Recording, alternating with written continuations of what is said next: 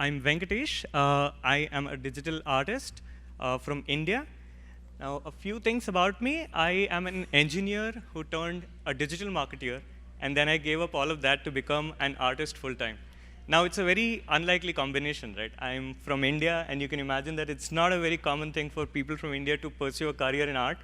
But I tried putting it all together. I tried piecing it all together to try and find my own voice, try and find the space in which I want to operate. And I'm going to tell you a little bit about the story about how I entered the NFT space and the kind of art that I make. I have been able to build a community of almost 6 lakh people. I help people learn art and also help them understand things about digital technologies like NFTs. To give you some context, this is the country that I'm from, and Hyderabad is the place that I come from. In India, we do something at the beginning of anything auspicious, right? I'm talking here, I've come all the way. So I want to take a moment to say thank you to Lord Ganapati. Ganapati happens to be the god that you pray to for anything good that you do, and this happens to be my Genesis NFT that I made, and back in 2021. And yeah, it's only been good from there, so thanks a lot to Lord Ganapati, I guess. Now, what is a meme? What is a meme and how does it affect our lives, and why is there any intrinsic value to them? What is the monetary value that people are attaching to them, right? Why is there any value at all when you consider it in the context of culture, right? What is a meme exactly? This is the official definition, an element of a culture or system of behavior passed on from one individual to another by imitation. I think the part imitation is something that is key here. And it's also supposed to be something that passes on from one person to another and spreads very rapidly. Now, this concept of this idea was something that I was toying with in a different context altogether, and I'm going to show you what that is. And during that time, 2021, I was seeing a lot of buzz around the memes that were being sold for very, very high value, hundreds of thousands of dollars. You guys have probably seen these.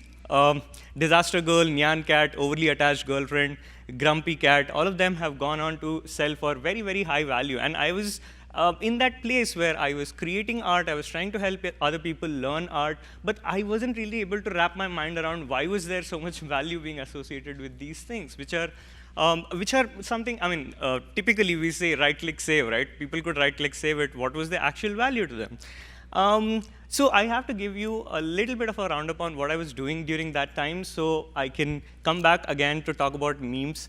In 2021, when we were all locked up inside due to the pandemic, I went online and I was just streaming myself painting and helping people learn. I was just talking to people and I just opened up my camera and started painting. I would do the thing for almost 3 or 4 hours. I did this for 5 to 6 months, 2 times every week. And I would start the artwork and finish the entire artwork live. And people would talk to me, people would share their experiences, and I really value that period in my life because I got to understand things about how people behave and what people react to, and that kind of gave me an insight as to how the audience will perceive the stuff that I'm doing and what are the things that I can bring into the art that I make that can make it interesting to them. In a manner, I was toying with the idea of memes, which is you see some of these things that you recognize somewhere, like there is characters that you possibly recognize, and I'll show you how that played a role into what I did later when I entered the NFT space, right? So what I was doing was I was taking a very popular character, Elsa from Frozen, and then I was giving it a little twist, okay? So what you see here is Elsa turned into something else, but you can see that it has a certain flavor, right? What is that? That's basically my culture. We are a huge Bollywood fans. We are fans of movies. India is crazy about movies, and we have dance and song numbers. And so I tried incorporating that into the character of Elsa. And you see that it has almost 1.2 million likes on that video, and the video popped off. Like, I just, at that moment, I had this realization that in order to be able to grab attention, I have to have something that people relate to fairly quickly. And this is where, in hindsight, I see that this is where I was trying to connect the meme aspect of things to what I was doing as an artist, right? No, that's Salman Khan. He's a huge star in India. Yeah. Some similar other stuff that I was doing. Moana, I turned her into a South Indian and more. All of these are references from movies that I was using and turning characters which are very loved across the world. People from across the world started reacting to them. You can see these videos have done fairly well. I was doing short format content, and total views on the channel hit almost 266 million. And it was something very strange. I was like, something is working here, something is right. So now coming from there and trying to see what I could do in the NFT space. While I was doing all of this, I was also trying to learn about what NFTs have to offer. And I was trying to connect the dots on what other areas are people using this kind of techniques, or say ways to build audience connection easily. What you see on the left side is Lord Rama. He's considered the alpha of alpha males. He's like the Maryada Purushottam, as we call it. He's an incarnation of Lord Vishnu. And what happens when you combine something like Lord Rama with something as cute as a cat? What do you think would happen? I mean, this is something that is very popular in the Asian culture. And on the right side, what you see is something that was working very, very well in the early days of internet in terms of the cat memes that you were all seeing, right? We were all seeing cat memes. And what happens when you combine these two? People at the topmost level of creative endeavors are doing this. And what you get as a result is this. Isn't that insane? Now let me show you more.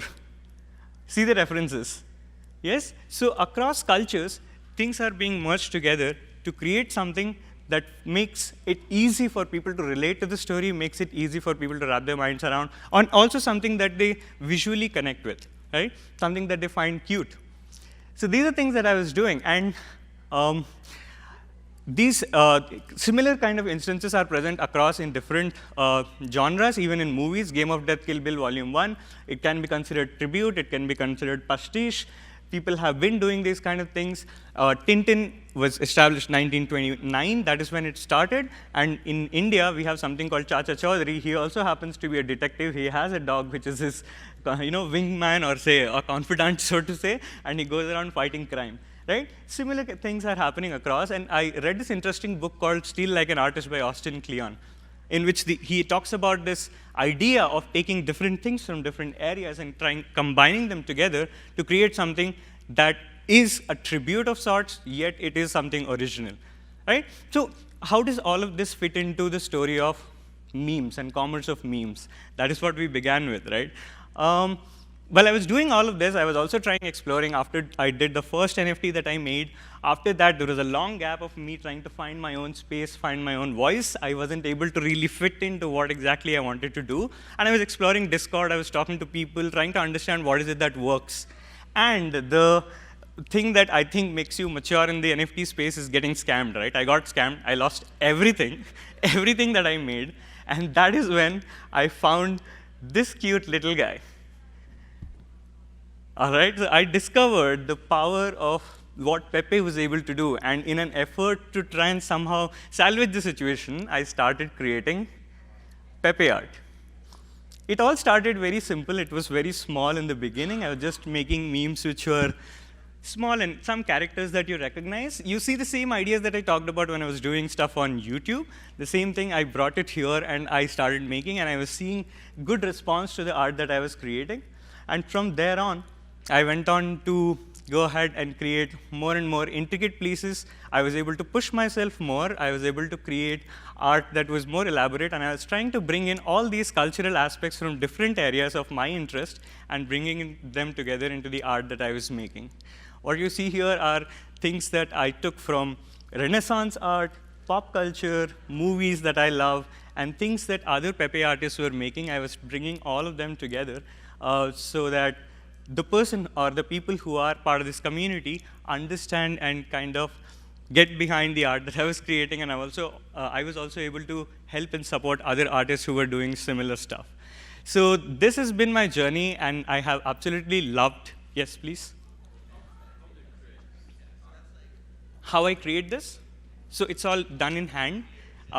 This is pre-generative AI art. It is all done in hand using digital drawing tablet. I paint it on a drawing tablet and I create each of these single pieces. So thank you so much. I hope you guys like the story that I had to share. I have been going around different places and sharing my experience about the Pepe the Frog and the art that I have been creating.